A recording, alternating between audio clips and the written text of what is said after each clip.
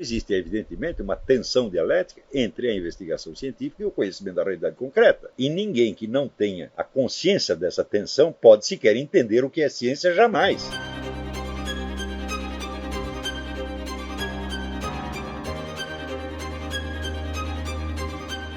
Então, o mundo das leis eternas, ele existe, ele é acessível ao ser humano parcialmente, momentaneamente, fugazmente, mas ele é. Porém, ele não é controlável cientificamente. Você não pode fazer essas experiências de maneira programada, como você faz no laboratório. Elas simplesmente acontecem quando Deus quer, do jeito que quer, tá certo? E às vezes acontece, vamos dizer, numa dimensão de profundidade tal que o indivíduo que passou por isso tem dificuldade de relatar o que se passou.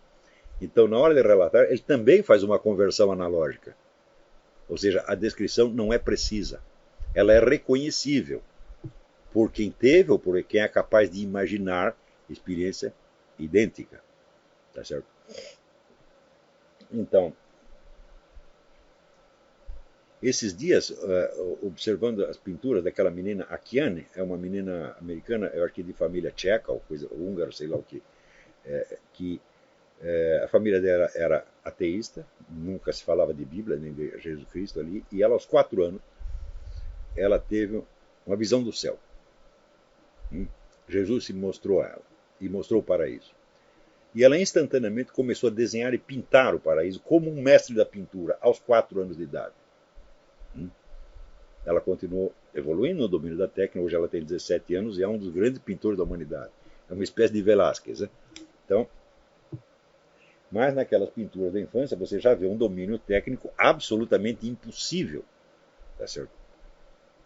De obter sem nenhum aprendizado. Ela nunca teve um professor de pintura, tá certo? E começou a desenhar repentinamente. E não há aquela, vamos dizer, passar daqueles esboços deformados infantis para a conquista progressiva de uma técnica. Não, a técnica vem pronta, integral e total. Então eu falo, bom, então o próprio fato de ela poder pintar assim é, de certo modo, vamos dizer, um testemunho a favor do conteúdo do que ela está pintando, da veracidade do conteúdo.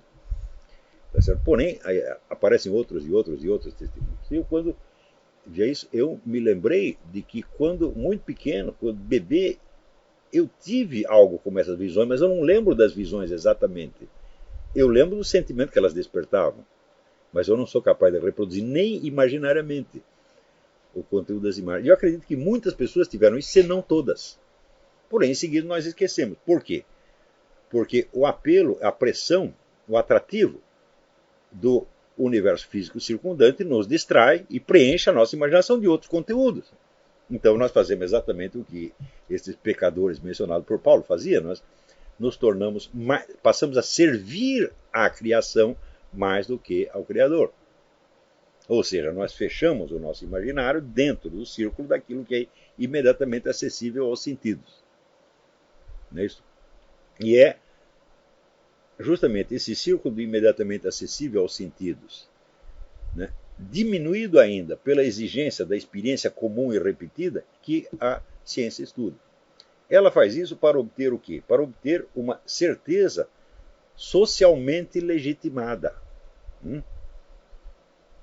Então, é claro, todos nós podemos ter acesso à verdade, né, mas ninguém é obrigado a acreditar em nós.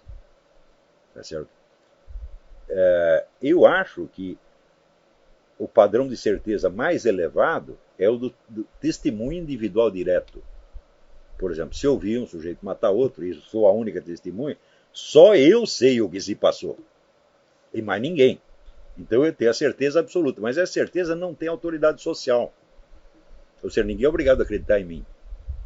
Tá certo? Então, a ciência visa a criar não um padrão de veracidade, mas um padrão de veracidade socialmente legitimado e socialmente, portanto, até certo ponto, obrigatório. E esta veracidade socialmente legitimada, ela se refere, vamos dizer, a um recorte ínfimo do universo da experiência humana. E tem que ser ínfimo justamente para poder ser comum, idêntico para todos. E idêntico num sentido estritamente controlado e mensurável. Olha que coisa.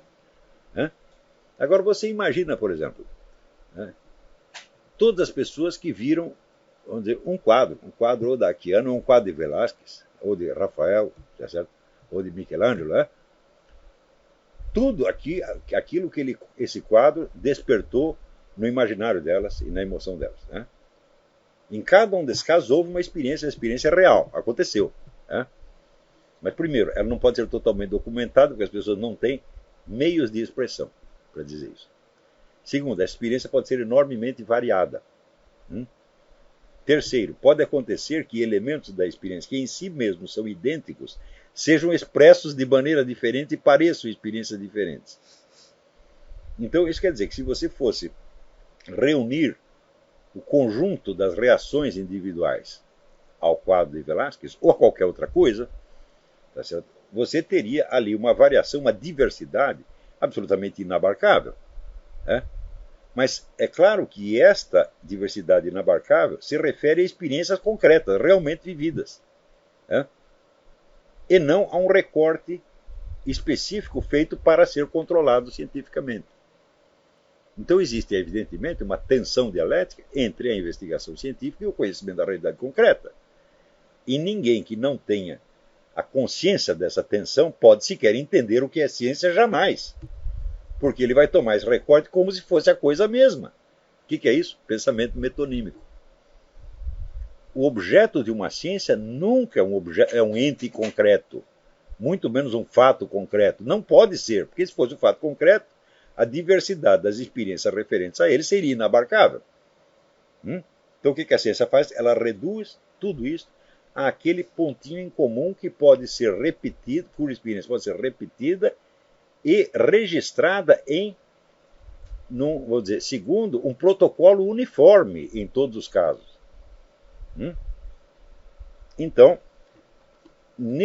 é neste sentido que se fala de fenômenos naturais em física, em biologia, em medicina, etc, etc, etc. Ora, neste sentido, é impossível provar, primeiro, que qualquer coisa seja antinatural. Por quê? A ciência moderna define a natureza como o campo dos fenômenos acessíveis ao método científico.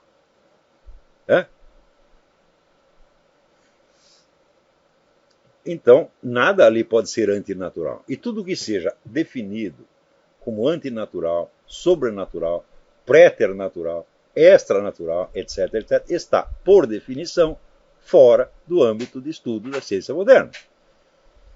Então, dizer que uma coisa é antinatural nunca tem nenhum sentido científico. Porém, quando as pessoas alegam isso no curso do debate, elas são ouvidas como se estivessem emitindo um juízo cientificamente válido. Às vezes nem sempre tem essa intenção, mas é assim que a coisa é ouvida. Porque num mundo, numa sociedade, vamos dizer, que não é definida, que não se autodefine pela aceitação comum de princípios religiosos ou de realidades reveladas, a única autoridade que existe é a autoridade da ciência. A única autoridade que é uniformemente reconhecida por todos, crentes e não crentes, é a da ciência. Então, o que quer que você diga com ares de uma autoridade que está expressando a realidade objetiva, soa como verdade científica. E a afirmação de que o homossexualismo é antinatural não pode, em hipótese alguma, ter validade científica. Porque a ciência não estuda o que é antinatural, ou extranatural, ou sobrenatural, ou preternatural. Ela só estuda o campo daqueles fenômenos vamos dizer, controladamente repetíveis, e é o conjunto destes fenômenos que ela chama de natureza.